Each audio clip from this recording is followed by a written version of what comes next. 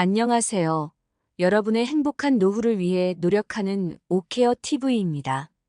퇴직 후 들어오는 수입은 없는데 정기적으로 나오는 연금이 자식들이 가끔 주는 용돈보다 중요합니다. 그런데 23년 한 해 동안 국민연금 수급 대상자 중 11만여 명이 연금 감액된 것으로 확인되었습니다. 감액 사유는 도대체 무엇이고 얼마나 감액되었는지 정리하였습니다. 영상 시청 전 구독 및 좋아요 부탁드립니다. 여러분의 성원은 큰 힘이 됩니다. 이들이 감액된 이유는 은퇴 후 재취업 등으로 근로활동을 하면서 매달 286만 원 이상 소득이 있었기 때문입니다. 26일 최혜영 국회 보건복지위원회 의원은 국민연금공단에서 받은 소득 활동에 따른 노령연금 적용 현황 자료를 인용해 이같이 밝혔습니다. 퇴직 후 소득 활동으로 벌어들인 다른 소득, 다시 말해 근로소득 또는 필요경비 공제 후의 소득이 이른바 기준값을 초과하는 바람에 국민연금이 깎인 노령연금 수급자는 지난해 11만 799명으로 집계되었습니다. 이는 작년 전체 노령연금 수급자 544만 7,086명 중에서 2.03%에 해당됩니다. 혹자는 이들이 은퇴할 나이가 지났지만 능력 있고 건강을 유지하고 있어 소득을 올리는 것이라고 부러워하는 사람들도 있습니다. 하지만 말년에 특별한 소득이 없거나 자녀 또는 더 나이 든 부모를 지원하기 위한 생계형 근로자도 있을 것입니다. 이들이 작년 한 해 동안 삭감당한 연금액은 총 216억 7,800만 원에 달했습니다. 국민연금은 가입 기간이 10년을 넘겨 수급 연령에 도달했을 때 받는 일반적 형태의 연금입니다. 삭감 기준액은 국민연금 전체 가입자의 3년간 평균 소득 월액을 의미하며 작년에는 286만 1,091원이었습니다. 올해는 기준 금액이 298만 원으로 12만 원 인상되었습니다. 현행 국민연금에는 퇴직 후 생계 때문에 다시 일을 해서 일정 기준 이상의 소득이 생기면 그 소득액에 비례해 국민연금을 삭감하고 있습니다. 1988년 제도 시행 때부터 한 사람에게 과잉 소득이 가는 걸 막고 재정 안정을 도모한다는 취지에서 도입된 재직자 국민연금 감액제도 때문입니다. 국민연금법 63조의 다시 말해 소득 활동에 따른 노령연금액에 따라 노령연금 수급자는 기준을 초과하는 소득, 즉 임대사업 근로이 생기면 연금 수령 연도부터 최대 5년간 국민연금액에서 소득 수준에 따라 일정 금액을 뺀 금액을 받습니다. 국민연금이 적든 많든 상관없이 억압을 넘으면 삭감됩니다. 삭감 기간은 연금 수령 연령 상향 조정 60세에서 65세, 2023년은 63세로 국민연금 수급자마다 출생 연도별로 다릅니다. 감액 금액은 적게는 10원, 많게는 100만 원이 넘습니다. 다만 은퇴 후 소득 활동을 통해 아무리 많이 벌어도 삭감 상한선은 국민연금의 50%입니다. 다시 말해 최대 절반까지만 감액한다는 뜻입니다. 삭감 기준선을 넘는 초과 소득액이 100만 원 증가할 때마다 감액 금액이 늘어납니다.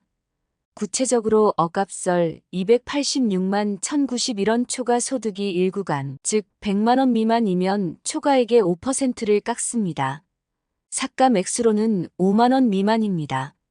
억압 초과 소득이 2구간 즉 100만 원 이상에서 200만 원 미만이면 5만에서 15만 원 미만, 3구간 즉 200만 원 이상에서 300만 원 미만이면 15만에서 30만 원 미만, 4구간 즉 300만 원 이상에서 400만 원 미만이면 30만에서 50만 원 미만을 삭감합니다. 5구간 즉 억압 초과 소득이 400만 원 이상이면 50만 원 이상을 깎습니다. 이런 감액 장치에 대해 노후에 먹고 살려고 일하는 건데 연금마저 깎는다는 불만이 끊이지 않으면서 연금 당국은 이 제도를 폐지하는 방안을 추진하고 있습니다. 노후 소득 보장을 강화하고 고령자 경제활동을 제고하기 위해서입니다. 경제협력개발기구는 지난해 5월 급속한 저출생 고령화에 따른 우리나라 인구 구조의 급변 상황을 반영해 몇 가지 공적연금 개선 방안을 제시하면서 노후에 일해서 돈 번다고 연금 깎는 제도를 완화해야 한다고 충고한 바 있습니다. 급변 상황을 반영해 몇 가지 공적연금 개선 방안을 제시하면서 노후에 일해서 돈 번다고 연금 깎는 제도를 완화해야 한다고 충고한 바 있습니다. 추가로 기초연금 주요 감액 사유는 4가지가 있습니다. 첫째, 소득 증가에 따른 감액이 있습니다. 둘째, 부동산 공시가격 상승에 따른 재산 증가입니다. 최근 부동산 가격 조정으로 이로 인한 감액 사유에는 대부분이 해당 안 되실 것입니다. 셋째, 이자, 소득 추가 발생 시 소득 재평가에 따른 감액이 됩니다. 이자 소득이 발생했다면 월 이자 소득 10만 원당 기본공제 4만 원을 차감한 6만 원이 기초연금이 소득 평가액에 반영됩니다.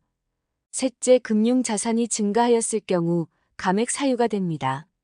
그 밖에 자녀와 임대차 계약 체결, 자녀 통장 명의를 대여 행위, 자녀 사업자 명의 대여, 자녀 자동차 공동 명의 등록, 자녀에게 명의를 빌려주거나 임대차 계약을 했을 경우 위 사항 모두 부모의 재산으로 인정되거나 전세보증금을 부채로 인정받지 못하는 등의 치명적인 불이익을 당해 기초연금 감액 및 아예 받지 못할 수 있습니다. 위 사항을 유의하셔서 모두 연금 감액을 당하시는 일이 없었으면 좋겠습니다. 한 줄 요약입니다. 작년 한 해 동안 은퇴한 국민연금 수급 대상자 중 11만여 명이 연금액을 감액받았습니다.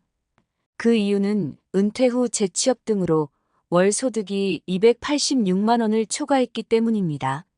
작년 기준으로 삭감된 연금액은 총 2,167억 7,800만 원에 달했습니다. 이는 연금 수령 연령 상향 조정에 따라 다르며 삭감 상한선은 연금의 50%로 정해져 있습니다. 국민연금법에 따라 소득활동에 따른 국민연금액 초과 시 연금이 삭감됩니다.